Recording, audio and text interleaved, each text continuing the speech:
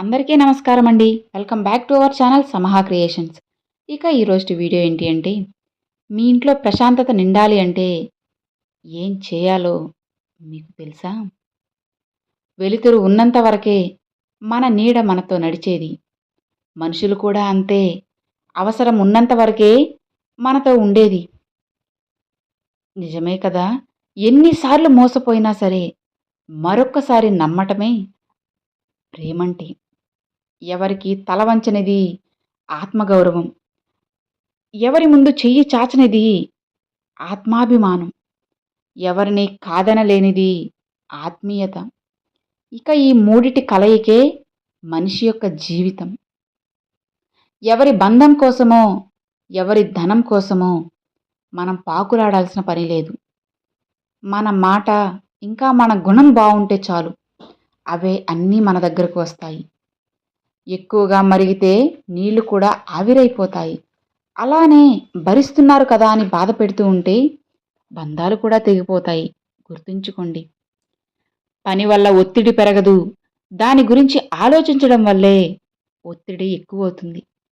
అందుకే ఆలోచనని వాయిదా వేసి పనిని వెంటనే చేయండి. కష్టాలనేవి ఏడిస్తే పోవు. ఇక సుఖాలనేవి నవ్వితే రావు. గుండె నిబ్బరంతో నవ్వుతూ పోరాడితేనే కదా రేపటి రోజు సుఖమయమవుతుంది.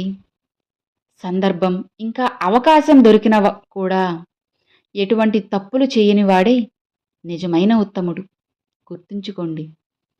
మనల్ని బాగున్నావా అని అడిగే వ్యక్తి ఉండడం కన్నా మనం బాగుండాలని కోరుకునే వ్యక్తి ఉండడం అదృష్టం. నిజమే కదా! జీవితంలో ఒక్కటి గుర్తుపెట్టుకోండి. ఇచ్చిన మాట నిలబెట్టుకోలేనప్పుడు అస్సలు మాట ఇవ్వకండి. నేర్చుకుంటే సరిపోదు. నేర్చుకున్నది ఆచరణలో పెట్టాలి.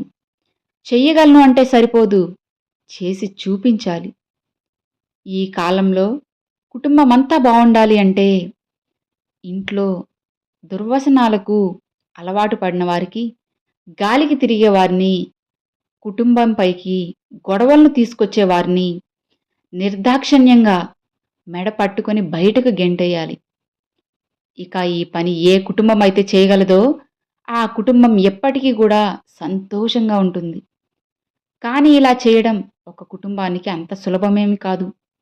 ఇలా చేయాలంటే ఒక భార్యకు భయం, భవిష్యత్తు గురించిన ప్రణాళికలు, అలానే సమాజం గురించిన దిగులు, ఇక తల్లిదండ్రులకు కడుపు కోత, వారిపై ఉండే ప్రేమ, వీటిని అధిగమించగలిగితేనే అది సాధ్యమవుతుంది. లేదంటే వారిలో ఎప్పటికీ మార్పు రాదు.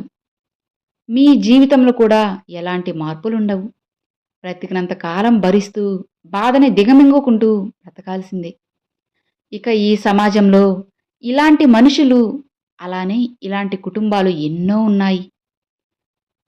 జీవితంలో ఒంటరిగా వెళ్ళు, అలానే నెమ్మదిగా వెళ్ళు.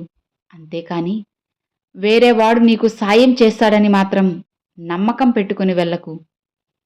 ఇక్కడ ఎవరికి సరిపడ బాధలు వారికున్నాయి.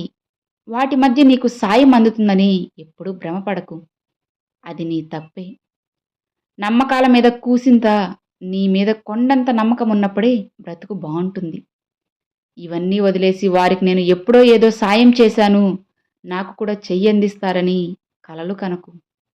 ఎందుకంటే అవేమి జరగవు కాబట్టి. నమ్మకం అంటే అసలు ఏంటి? నమ్మకం అంటే ఒకరు మీరు ఆశించినట్లు నడుచుకోవడం కాదు. నమ్మకం అంటే వారు ఏం చేసినా సరే సరైనదే చేస్తారు అని మీరు నమ్మగలగడం.